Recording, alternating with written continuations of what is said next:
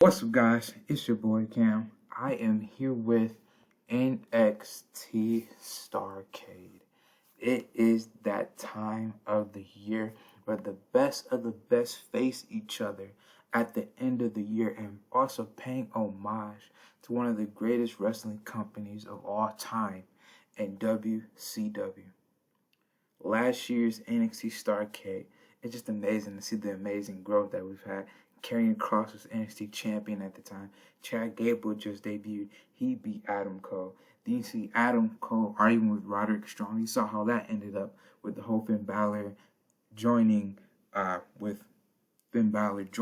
Bobby Fish, Kyle O'Reilly, and Roderick Strong, kicking Adam Cole out of Undisputed Era and forming Balor. Could be a Charlotte Flair beating Thunder Rosa, Bianca Belair defeating Candice LeRae, Brody King defeating Dominic Dijakovic. That's ironic because their tag team partners now on Inferno. They just failed at capturing the NXT Heritage Championships.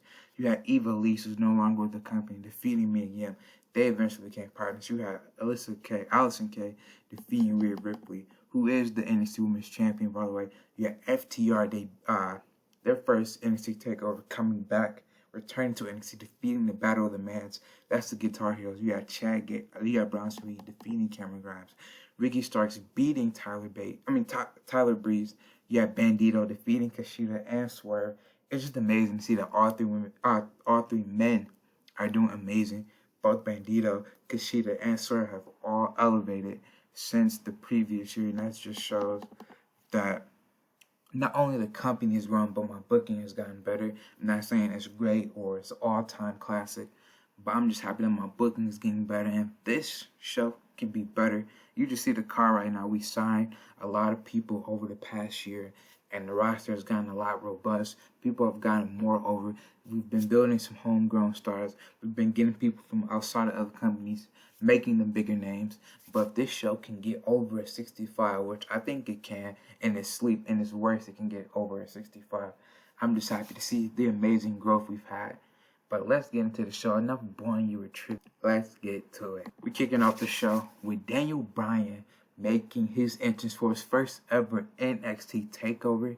And you had Chad Gable, the former NXT champion, the NXT heavyweight champion, both making their entrances for this amazing dream match, this technical wet dream, some will call it. Let's see what the match gets us. 81, okay. In a good match, Daniel Bryan defeated Chad Gable in 20 minutes and 55 seconds by submission with a cattle mutilation.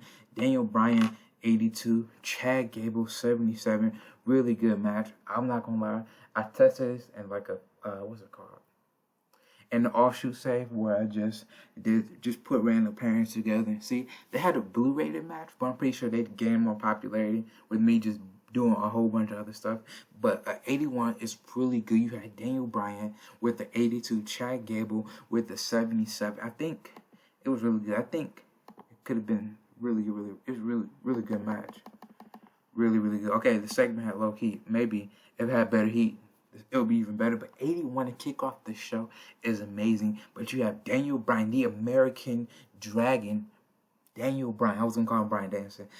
Daniel Bryan in the save, defeating Chad Gable and cementing him. So he defeated a former NXT heavyweight champion who just recently lost the title. 87. Okay, Chad Gable and Daniel Bryan soaking the audience reaction from the crowd for this awesome match. It was an amazing match. Both men killed it. But now Daniel Bryan defeated Chad Gable, and that's only going to put him higher on the pecking order for an eventual NXT championship match or eventually some other stuff that's going to come down the line. But I'm excited to see what happens. Now I got some big plans for Daniel Bryan. We'll see where Chad Gable goes from here. He did lose to Finn Balor twice. One time he got screwed, the other time he lost clean, and now he lost to Daniel Bryan. Chad Gable was going to have to regroup, but this man has came a long way. But Daniel Bryan has won here tonight. 81, okay, we're kicking it off with 81 and 81. And above that had great heat and good wrestling. Johnny Gargano and Tommaso Ciampa defeated FTR at 22-40 when Johnny Gargano pinned Dax Harwood with the meeting in the middle. he hasn't used that move in a while. It's apropos that he did it with Tommaso Ciampa. Dax Harwood 80, Cash Ruler 78, Tommaso Ciampa 81, Johnny Gargano 80. All these men were on their A game here tonight and gave us an awesome match. 2 back-to-back matches for to kick off an amazing show, but really good. But just like it was 4 years ago, 5 years ago actually, 5 years ago at NXT TakeOver Toronto 2, it is not DIY, but you have Johnny Gargano and Tommaso Ciampa beating FTR. They're not DIY officially because these two men have gone through a lot the past 5 years. Heartbreak, just heartbreak. You had heartbreak.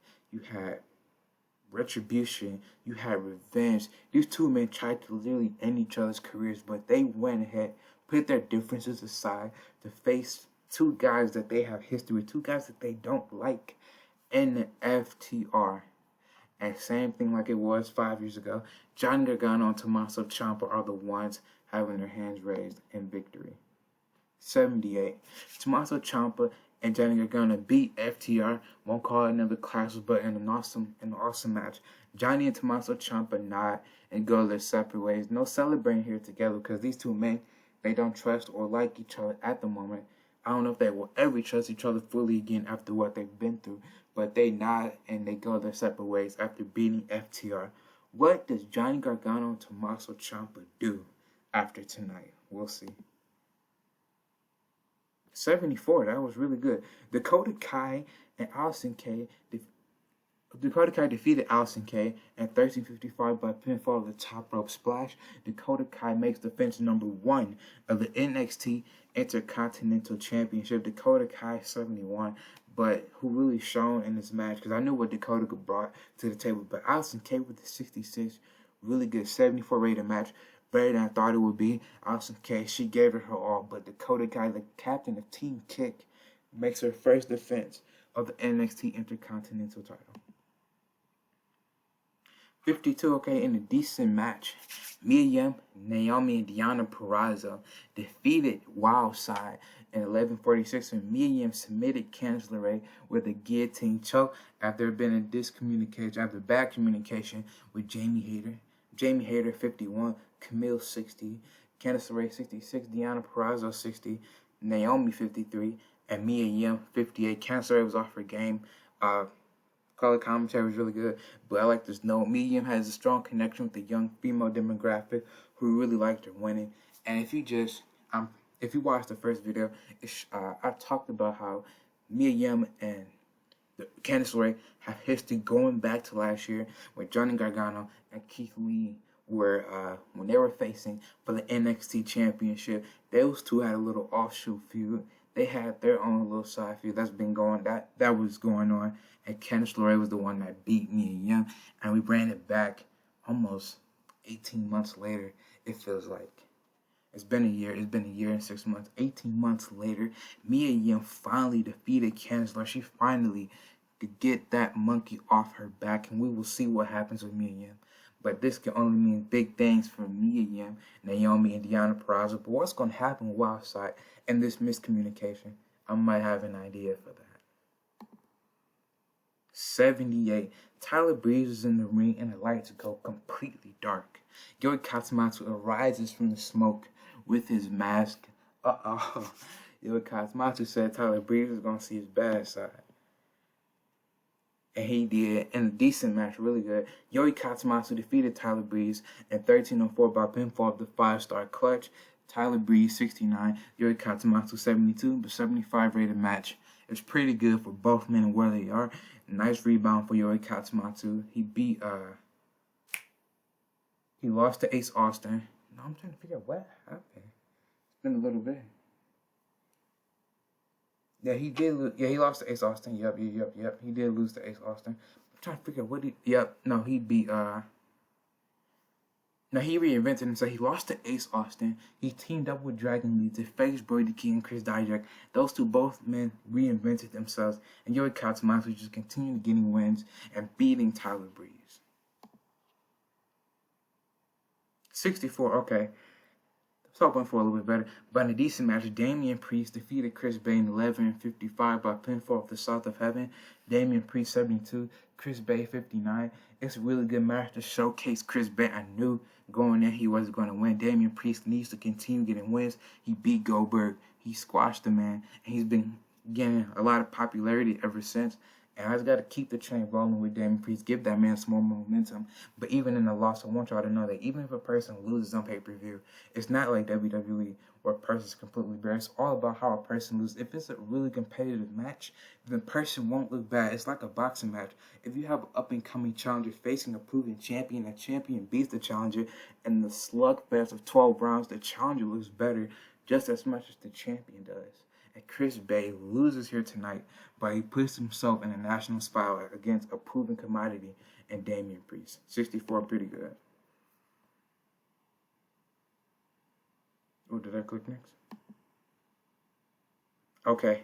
Thatcher says he's not going down like that, and he wants Cross in a no DQ match. So basically, Timothy Thatcher lost to Karrion Kross on the Go Home show, main event clean, but Timothy Thatcher wants to rematch to prove himself against the Killer and Killer Kross. And the match was better here.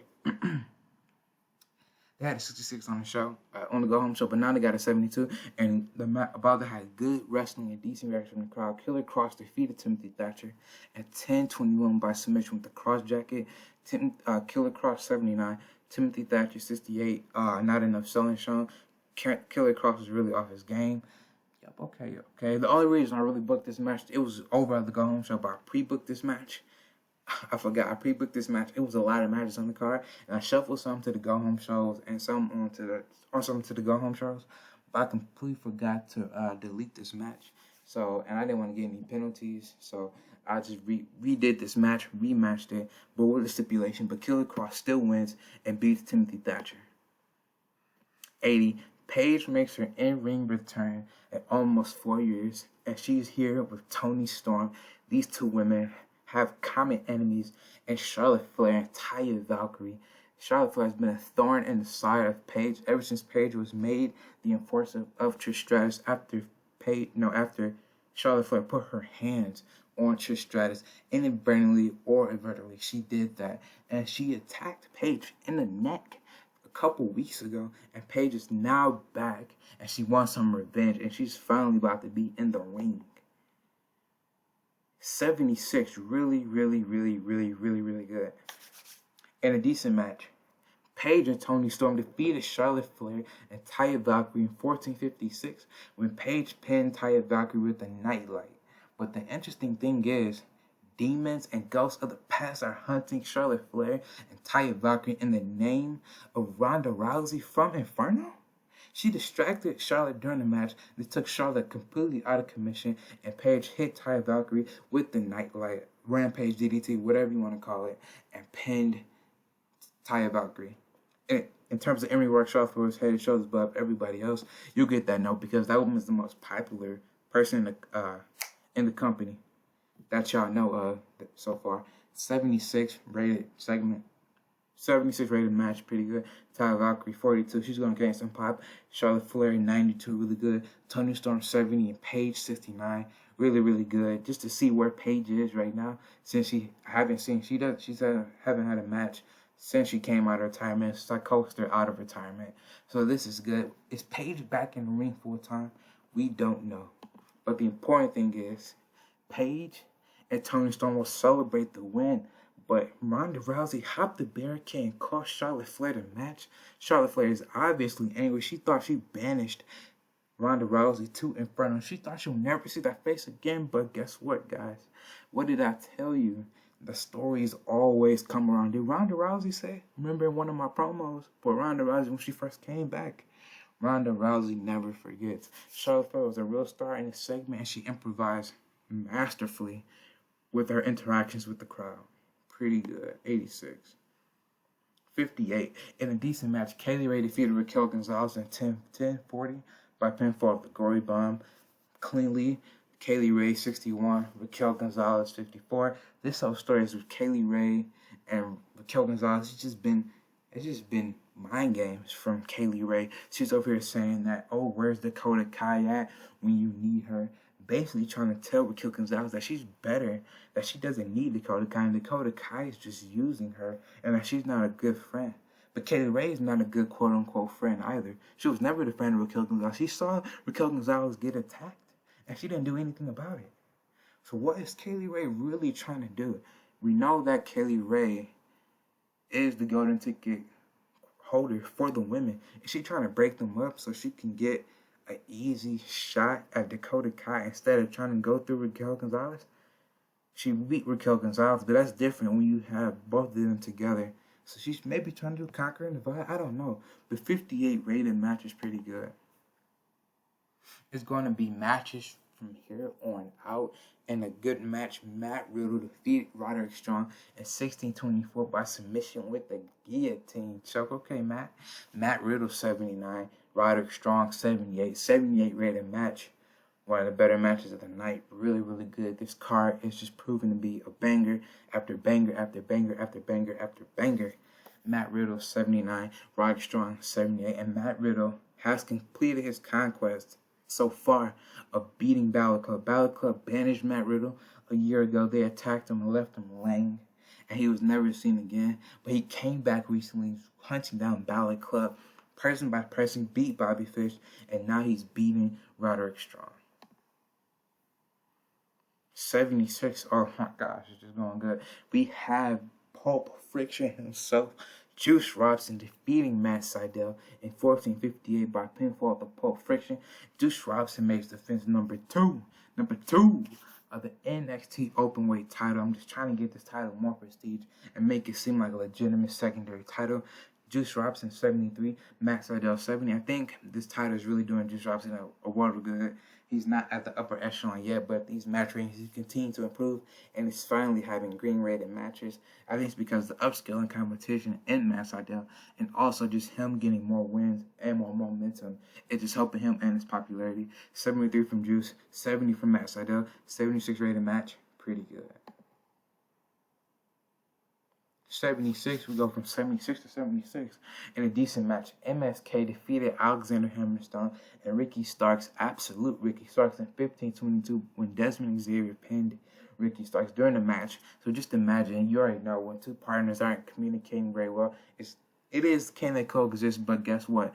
It's the game's fault, because Brian Cage was supposed to be in this spot with Ricky Starks. Those two are business partners, maybe friends, but those two are business partners, and they were supposed to face MSK. And once Brian Cage went down with a broken foot, the man has bad luck. Either he got suspended, or he got suspended from pay-per-view. He did that at Legacy, and he gets injured. So the man just can't catch a break, but he's out with a broken foot. He'll be back in a few weeks. But Ricky Starks needed somebody, and why not get somebody similar to Brian Cage in stature, muscle, and athletic ability? Even though I think Brian Cage is a little bit more athletic. He got Alexander Hammerstone, the newer guy on the roster, but Ricky Starks is trying to boss him around. He doesn't know Alexander Hammerstone that well, and that's why Alexander was so tentative. And Alexander said, I had enough of this. He just dropped out. He said, I don't care anymore. I'm done with you. And he just left Ricky Starks by himself with MSK, and he lost here tonight. MSK makes defense number 6 at NXT Tag Team titles. Desmond Xavier 78, Zachary Wentz 72, Ricky Starks 70, and Alexander Hammerstone 60. 63, okay, pretty good. And a decent match, Bayley defeated Thunder Rosa in 15-10 by pinfall, the Bayley to belly suplex. Bayley 69, Thunder Rosa 62. 63 rated match. Nothing to say here. Bayley won. She was the better woman on this night. She said she was going to win, and she did that. She cashed her check. Hey, the check didn't bounce. The check cleared. And Bayley went ahead and beat Thunder Rosa here tonight. Okay. Undertaker makes his entrance one last time. The one last time we hear that gong coming down to the ring. Aleister Black has a special entrance as well, because Undertaker handpicked him to be his opponent. And Undertaker said, this is my last ride. And you see a lot of similarities between Aleister Black and Undertaker. Aleister Black is not the Undertaker, but Undertaker sees a lot of himself in Aleister Black, and that's why he says he wants Aleister Black for his one last ride. Match gets to the 72. I wasn't even thinking it was going to be that great, but an extremely short match for obvious reasons, Undertaker's age. Aleister Black defeated The Undertaker in 444, not 1444, goodness. 444 by pinfall pin, a Warrior Death foot stomp. Aleister Black, 82. Undertaker, because of his popularity, 87. Undertaker was really off his game. The chaos of the match helped hide how badly Undertaker was performing. Yup, the match was a mayhem, and it had to be short. It was basically 5 minutes. But that's not the important thing. The important thing is that Aleister Black said he was going to do it, and he put down The Undertaker. He said he wasn't going to go easy on him, but costing him the NXT Championship. But he put The Undertaker down with an Warrior Death foot stomp, with a black mask, whatever you want to call it. He put The Undertaker down one last time, and the match is better. I was expecting like a 60, but 72 is pretty good. Black wins, but he leaves the ring for Undertaker to have his moment, going out on a high. Undertaker did like he did at WrestleMania 33. He put the gloves, the hat, everything, the cloak, all in the ring, and he leaves here one last time. The Undertaker vanishes in the darkness. To go into in 85, I knew this was going to be a banger. I knew it was going to be a banger. William Ospreay and Isaiah Swerve Scott, you guys are amazing. In a great match. And about that had great... I'm messing up just a moment. And above that had great wrestling and good heat. Will Ospreay defeated Isaiah Swerve Scott in basically 20 minutes by pinfall at the 6:30 Cent Time. 85 rated match. We are finally cracking the upper echelons of matches. Finally putting great wrestler against great wrestler. Will Ospreay 85, Isaiah Swerve Scott 76. 85 rated match. My goodness. We had 2 blue rated matches last night, Into No Dash with Ronda Rousey and Dragon Lee and Adam Cole. And we're continuing the trend here tonight with 2 great in-ring competitors. But Will Ospreay is the one that defeats Isaiah Swerve Scott in a classic match. If we go on to the main event, 81, pretty good. And a good match, Finn Balor defeated Bandito in 20 minutes by submission with the Fujiwara armbar. Finn Balor makes defense number 3 of the NXT Heavyweight Championship. Finn Balor 81, Bandito 71. I know that Finn Balor and Bandito, there's a little bit of gap in popularities, but Bandito said he was a new man ever since he's been under the guidance of Olivia Gomez, and he's been winning matches more and more and more. And they both faced each other at NXT TakeOver, Stand and Deliver, but a lot has changed. Finn Balor's won the NXT Championship, and Bandito has been gaining a lot more momentum, been beating guys left and right, beat Rey Mysterio. But he falls to the Prince once again. Finn Balor 81, Bandito 71. Finn Balor has this dope gimmick. I'll have to change that, but 81 rated match. Pretty good.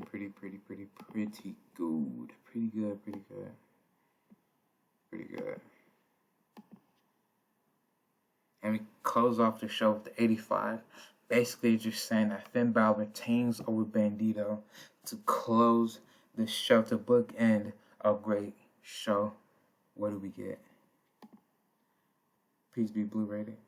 82. Oh, you stingy. You stingy, TEW. You stingy. I see how it is. You stingy. But that closed the show. That closed the year of pay-per-views here in NXT for 2021. We started with NXT TakeOver. What did we start with? NXT TakeOver Doomsday. NXT TakeOver, I forgot. But a lot has changed over the years. Signed a lot of new wrestlers. A lot of people gained popularity. A lot of people are turned heel, turned babyface. People returning from injury for 4 years. People returning to the company after getting beat by people settling scores. Just a lot has happened here. at NXT TakeOver Starrcade and NXT TakeOver High Roller alike. We're cracking the upper echelon of matches. Match quality has gotten better. Main events have sufficed, even though I'm a little bit salty with the whole Rhea Ripley and Io situation. But I think it's a blessing in disguise because I got an idea of how to switch that around. And it's going to make my storylines better. But tell me what you think down below. I'll see you when I see you. Peace.